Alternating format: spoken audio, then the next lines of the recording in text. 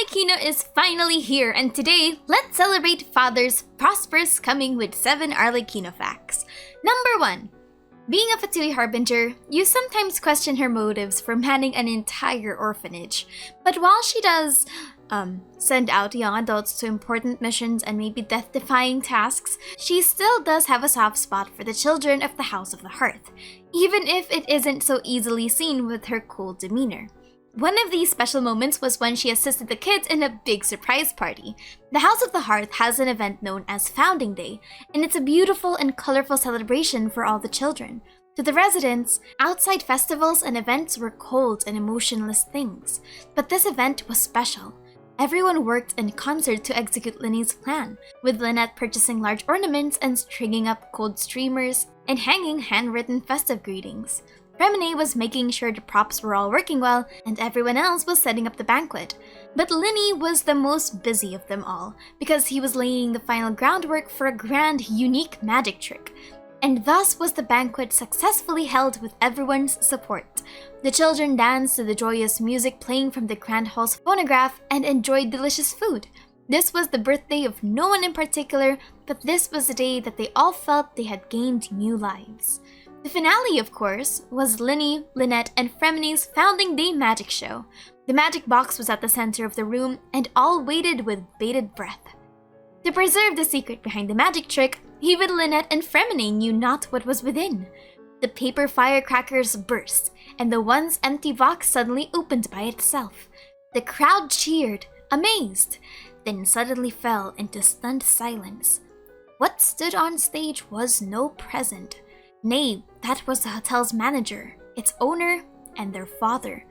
Her image was one of unsmiling dignity, and thus, though she did not come by often, no one dared to horse around whenever she was around.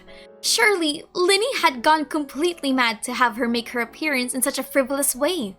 Yet, upon seeing the crowd's reaction, Father did not snap at anyone, opining merely that Linny had kept the secret perfectly, just as a magic show should, declaring it worthy of praise. That night, the children and their father delighted in the various desserts together, and she personally sliced a serving of cake for each of them, which she herself enjoyed some of as well. Perhaps the most amazing aspect of Linny's founding magic show was its ability to have even Father lay down her heavy burden and enjoy a brief moment of familial love. I don't know, it's just really sweet. But moving on from that, problems within the Fatui aren't exactly limited to just their external feuds with the other political parties and Devat, with what the tense aura around their relationships with each other. And Arlecchino is no exception to such scrutiny from her fellow comrades and ex-comrades. Wander and Tartaglia directly point out their distrusting of her. Look, I've got nothing against people who have their own agendas.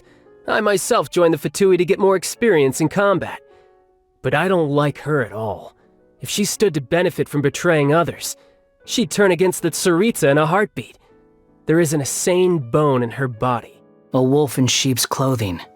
To exert a higher level of control over people, she puts on a graceful and cordial front. Most of those who have seen her true crazy self have gone poof.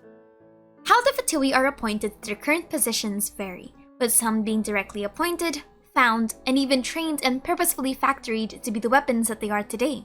But Arlecchino is a unique case, because unlike her other harbingers, she fought and usurped the previous Arlecchino. The previous Arlecchino was known as the Director, and was cruel and downright sadistic. But then, several years ago, there was a serious clash that occurred between the previous Knave and a certain child. This led to the latter replacing the former. But that is assuming that the source of this information is true.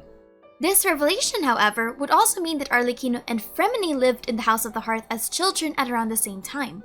This is because when Freminet was still a child, the Director would oftentimes tell him that he was abandoned at childbirth. The Director would oftentimes say that he was abandoned by his mother, and she threatened him with his mother's safety. But we'll get to that later. This also means that Arlecchino has a mortal age instead of someone like Dottore and Piero being initially humans but being centuries old. But again, that is to assume that the source was true and that she was a previous member of the House of the Hearth. Arlecchino could have easily just been an external person altogether who usurped the original one and was appointed by the Tsaritsa. I'm not quite sure either, but there's not really much information that we have going on for them. Did you know that Arlecchino is one of the many characters in Genshin Impact that the localization team got the gender of wrong? When she was first mentioned in a world quest called A Very Special Fortune Slip, Arlecchino was actually referred to as a male and as Lord Arlecchino.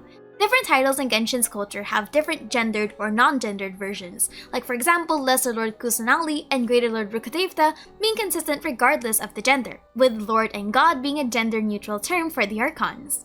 In the Fatui, however, that is not the case. Lord Scaramouche and Lady Senora, for example. Some people pointed out that this is because the original Chinese translation had no concrete gender, so the localization translated it as male.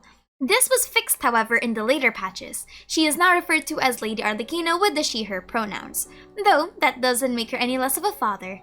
Following from the previous fact about Arlecchino and Freminet, the connection she has with Freminet is actually quite special. After Arlecchino replaced the previous director, Freminet assumed that she would just be as callous and cruel. But Freminet would soon realize that Arlecchino's methods were different. The home was a place of refuge for all the family's children, and such required a collective effort to maintain. Even if they failed, they wouldn't be subjected to the searingly painful punishments that they had been previously. So with this newfound freedom, Freminet began to search for his mother's whereabouts. It was with Arlecchino's intervention that he actually found her last traces. Arlecchino gave him a pendant that she found at the base of operations of the scum that took his mother. Arlecchino realized that the previous director had been telling Freminet lies, that his mother abandoned him, and then told him the truth. Arlecchino told Freminet that his mother hadn't abandoned him, but had acted to protect him. That year, the debt that Freminet's family owed finally reached the point where they could no longer be able to repay it. Those greedy moneylenders had not only forced Freminet's mother to hand over the house that they lived in, but had also demanded that she hand over Freminet as well. So his mother had no choice but to entrust Freminet to the House of the Hearth. Arlecchino appointed Lyney as her successor in the event that something were to happen to her. This could be for a myriad of reasons, such as Lyney's talent, leadership skills, charisma, and relationships with the House of the Hearth. Ours is a kingdom consisting only of children, and Father is our king. No king rules forever, of course, and I know that one day I will be chosen as Father's successor. But that also terrifies me. Please don't mention this to anyone, especially my sister and Freminet. And last but not the least, Arlecchino's methods and demeanor has been known to be cold and sometimes brutal, especially to her enemies, but there are lines and regulations that she does not cross. One of them was from giving Lyney a delusion. Around the time that Lynette received her vision, Lynette had been assigned to more dangerous and difficult missions that required her expertise. This meant that Lyney had to operate separately from her. However, his protective nature and desire to work beside her drew him to a very reckless conclusion. To this end, he solemnly sought out Father, expressing his belief that he needed the mysterious and perilous might of a delusion to operate alongside his sister. Father was silent for a long time, till at last 2 slanted crosses pinned him in place, with a wrath rarely shown to the children of the hotel. She asked Lyney if Lynette would want him to do this, to obtain a delusion. With Lyney's silence, Father stood up and left, but not before reminding him that this was not the first time he had lacked power, that he had found an answer before. Why I find this fact important is because Arlecchino's cruelty is reserved only for her enemies and those that cross her. But in her own way, she knows that the children of the house are not the subject of such cruelty. With them already being Fatui agents, I believe that she holds a strict but just relationship with the children. Make of that what you will. But nevertheless, I'm excited to have my full House of the Hearth team soon, and my name is Aster and thank you for chilling with me. Bye-bye!